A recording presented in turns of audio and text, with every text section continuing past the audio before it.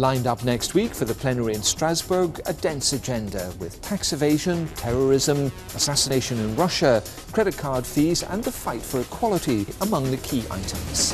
Monday kicks off with the first meeting of the Special Parliamentary Committee investigating member state tax rulings for multinational corporations. It all started with LuxLeaks, but the scandal spread to Belgium, Netherlands and Ireland.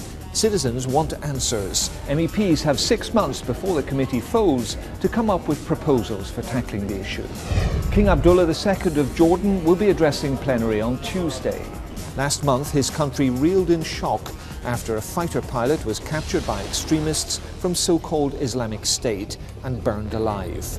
Jordan is taking part in the international coalition strike force against ISIS. The theme continues on Wednesday with a discussion on terrorism ahead of a meeting of EU heads of government and state in Brussels later in March. The fallout of all this in Europe comes under the spotlight the same day on Wednesday when MEPs discuss anti-Semitism, Islamophobia and violent extremism.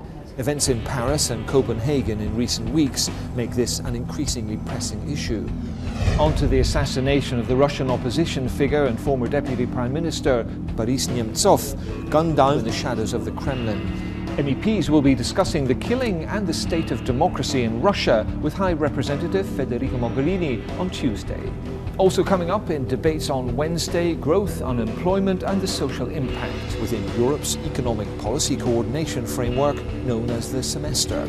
And on Monday, a debate on progress on the campaign for equality between men and women in the EU. This for 2013. The blindingly obvious conclusion, there's still plenty more to do.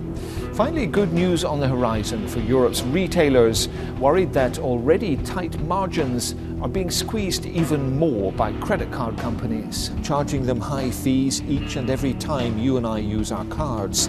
Parliament will be voting on Wednesday to put a ceiling of 0.3% on most card companies.